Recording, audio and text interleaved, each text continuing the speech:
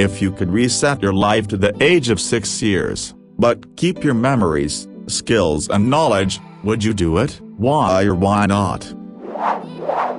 The potential problem we have is everyone would just think you're a 6-year-old kid and treat you like one, notwithstanding your retained knowledge. Life could be very boring, frustrating for a number of years. I'd prefer to reset at an older age like 16, where your choices have a bigger impact on your future than you appreciate when you are that age.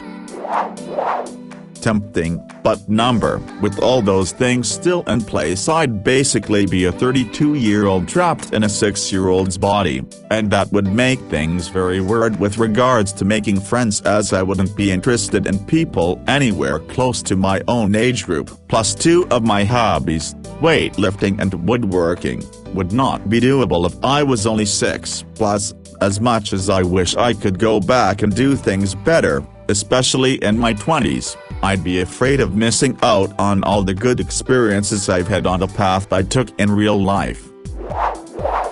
Honestly thinking, I wouldn't go back because of all the testing I had to go through and homework. I wouldn't want to do that again. Too much work and effort going through school again, waking up at 5 a.m. and taking the SATs again when growing up, losing all my college credit and retaking classes. No. Maybe like a year back or so, then yay, but 6 is too far back. A dude, 18-year-old, in boot camp got a letter from home, and I can see he is agitated, being 22 and concerned for his well-being. I asked him if he wanted to talk about it. I'm thinking a Dear John letter or the mom and dad divorcing letter. He dead ass told me that his younger brother got a Mercedes for his birthday and that he was pissed PC he only got the BMW. Can't remember what I said, but I knew boot camp was gonna knock his dick in the dirt. It did. My boss told me about a friend of his, who told him a life hack. She would get her bills in the mail, not pay them, and then wait a couple of months to pay. Then she would cry so the debt collectors would feel bad and waive the fees for not paying on time. That was her brilliant life hack. The other day, my 18-year-old brother-in-law got married to his high school sweetheart in a parking garage so that they can live off campus at college together. Girlfriend's, now wife, mother is an ordained minister. His parents, my in-laws, were very upset, and he couldn't understand why, because it's just a fake marriage for school. Oh no, sweet boy, you are married. I just laughed and laughed. I love him dearly, he is a demos. When my roommate, who never once paid for rent or groceries or anything, turned down the only job offer they have ever gotten, in front of me, twice. They were so desperate they called him twice, offering good pay, during COVID, and he had the gall to say no in front of me. His excuse was, "No, I'm sure there's something better. $20 an hour is garbage in this city _" My mom was spontaneously in the city I live in and asked me to meet her for supper. I told her I was on the bus and it would take me 45 minutes to get to her, even though in a car it would be a 15-minute drive. She said, "Just tell the bus driver to bring you here now." She has no concept of how public transportation works. Yes, thank you all, public, not pubic. I worked for a very sheltered and entitled mother as a nanny. Shortly after I got hired, she called me at 3 a.m. asking me to come in because the baby wouldn't stop crying. When I said no, she responded with "But you're the nanny," and that was a constant thing. At one point she got sick of breastfeeding and asked if I could start nursing. All of this was very casual too, like she wasn't really mean about it. Mine is a co-worker. He believes that any time his ex does something with their daughter and he doesn't agree with it, he needs to call CPS. Ex has daughter sharing a room with older sister. Time to call CPS. He calls late at night and kid is sleeping and ex won't wake her up. Time to call CPS and caseworkers. ex-current husband won't give the coworker his pay stubs time to call a caseworker. Dude has CPS and his caseworker on speed dial. The dude doesn't understand why CPS and his caseworker keep telling him that since the child is not abused and or neglected and his ex is doing everything the court has told her that she needs to do, there is nothing illegal happening. Dude is still trying to find ways to control the ex and what goes on in her house. Had a friend who was in some uncredited scam online college for her master's degree and medical billing or some dumb shit. She was on a loan program that was sending her about $5,000 every 3 months directly to her via check in the mail. This was her only source of income. She kept calling it a grant that didn't need to be paid back. She was flat-ass broke as a joke for 2 months, but then the check would come in and she would be living the good life for a few weeks before being poor again. We tried to do an intervention and show her the insane interest rate that would be backdated as soon as her school was done, but she didn't want anyone to bust her free money dreams. She just kept talking about all the money she would eventually be making billing insurance companies. Turns out she wasn't even logging into the online college or even attempting to get this degree. She thought the money was free, the degree was automatic and the job was guaranteed. Some people are beyond help. Back at the end of university, I met up with my rich friend who just got a brand new car from his dad worth plus £60,000 after getting his driving license. So naturally we went for a ride. At one point he asked me, "What are you going to do after uni?" To which I answered, "Find a job in this whilst investing, slowly growing side incomes." He got very confused then and asked me, "But why do you need a job? Can't you just start your business?" He had no idea of the struggle to pay bills and think about your budget, etc. A first-year college student of mine thought that assignment deadlines were guidelines. Nothing was handed in on time. She emailed me the night before her final exam to see if I'd take some of her late work. I told her hell number. She threatened to report me. I let her. She failed, got reprimanded and was eventually expelled due to plagiarism.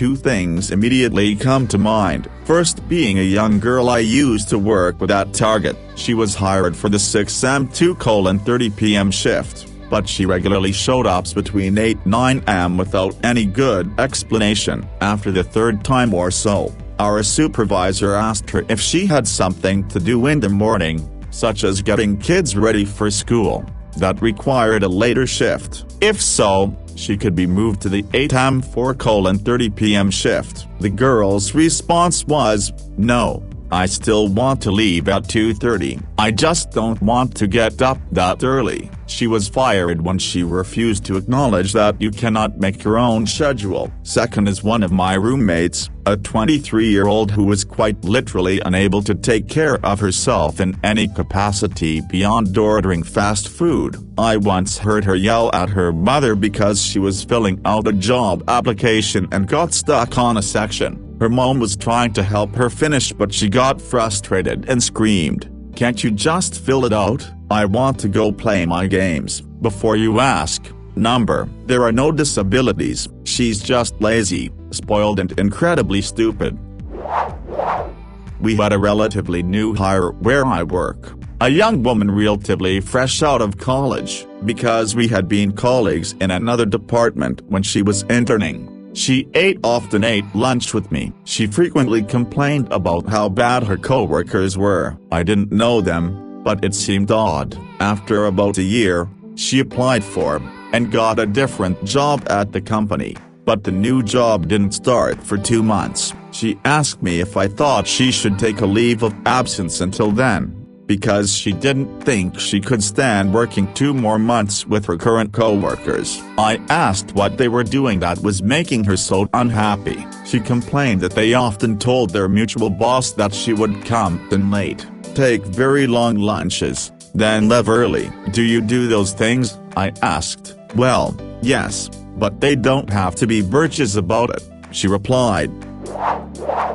When working at a video game company, We had a summer where we had 3 instances of random people from a nearby art school sneak into the building and cold crash the art director. The first time, we just figured it was some young student oblivious to the multiple levels of security and protections around their IP. He grouped up with a bunch of guys during their smoke break, walked in with them, then just started wandering the halls looking for an office with an art director plaque on it. This kid was let off with one hell of a stern warning. Very detailed emails went out to all employees to keep our eyes out for unfamiliar faces without badges, and to keep our own employee badges visible. The second time it happened, a student from the same campus walked in through the side door with the group, but when they asked about his ID, he lied about having a job interview with the art director. They tell him to stay put in the hall,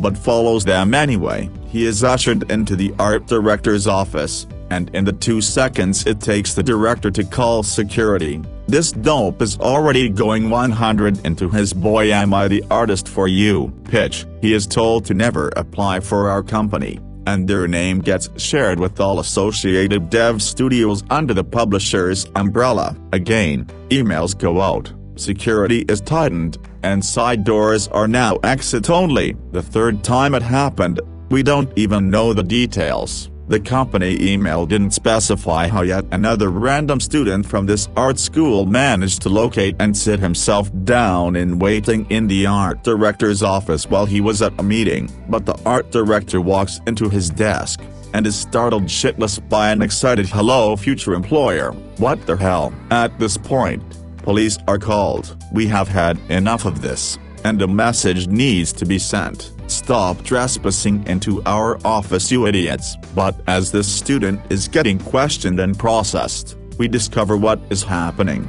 It all makes sense. We now know why it is this one particular art school. There was a teacher at that campus that was encouraging students to sneak in and force directors and managers into cold interviews. He explained to them how easy it is to just follow a group of employees and during their smoke break, to just meander the halls aimlessly as long as you look like you belong. He was giving them strategies and techniques to blend in, not raise suspicions, and locate who would be best for an interview, all the while teaching they'll be impressed by your initiative. They'll know how much you want the job if you do that. Besides, the worst thing they can do is say no. Surprise, the worst thing they can do is a misdemeanor trespassing charge and hefty citation, as well as blacklist you permanently in the industry as a security liability. It's so unfortunate that these students were the ones who were punished. They're just impressionable kids putting trust in a demos art teacher. We don't know why this teacher thought this was okay or what decade they think they're living in.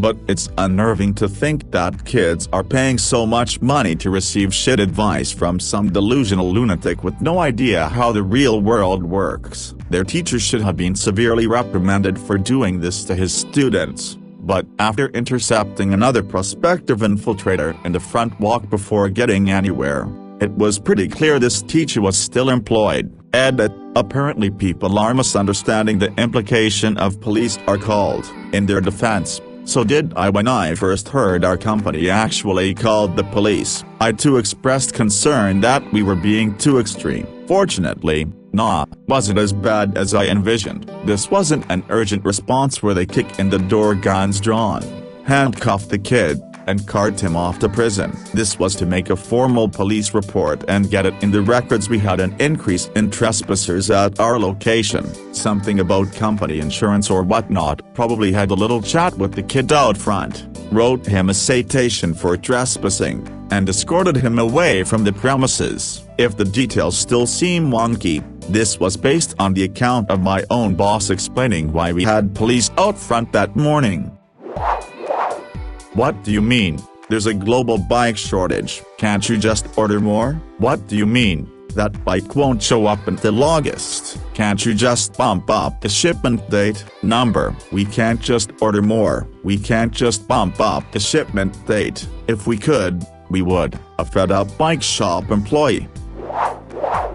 My cousin is 47 and a couple of years ago a relative died and left him $10K. He'd always lived with my grandma and had a structured settlement of $400 a month from an accident he was in as a teenager, into heavy drugs, never employed, bumming around living like a kid with an allowance. He told me that he wanted to get a car, an apartment, and then wanted my advice of his to invest the rest of the $10K. Come on, man. An example of myself: I had thought, upon entering college, that I could feasibly earn a living and be comfortable through just working in music. I thought that performing music, playing music, and selling my own music would be enough to afford a house, a car, groceries, and all of life's necessities. Let's just say that I haven't quite arrived at that point yet.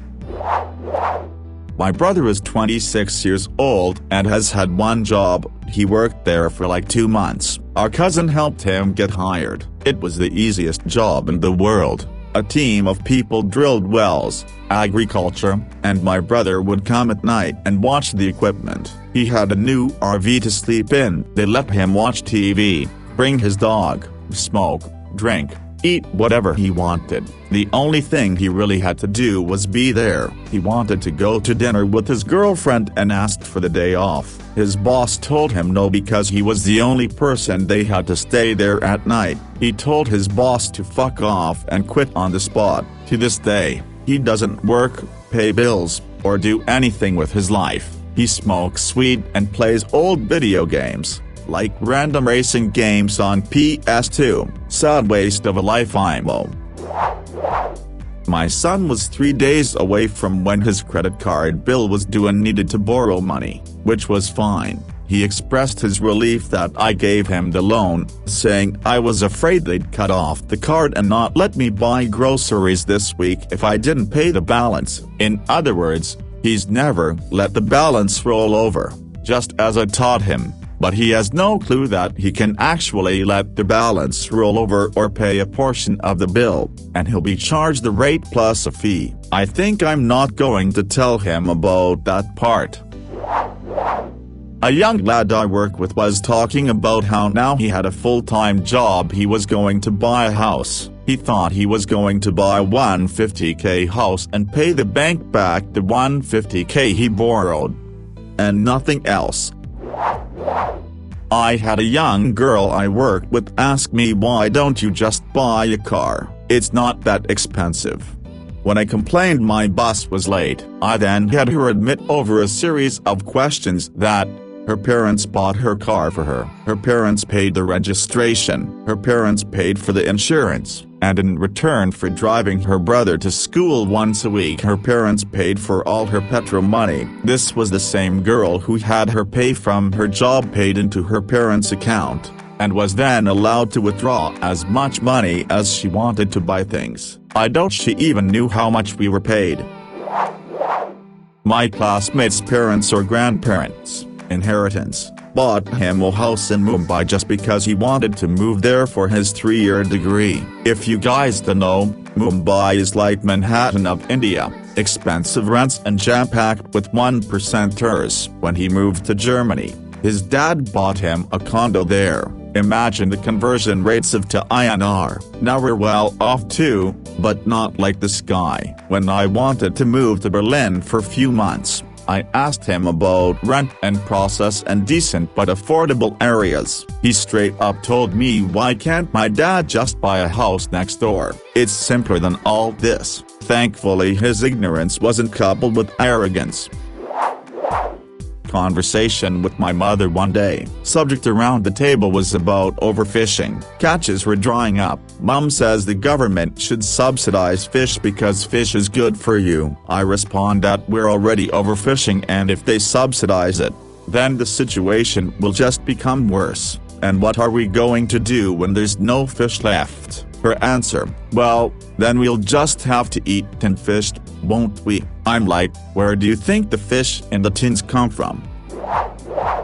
I'ma be the one that says no because of the love of my life. all the actions I've done led me to meeting her. Of course it's possible to still meet her, but how I am now to, let's say, go back in time to get rich wouldn't be the same IMO.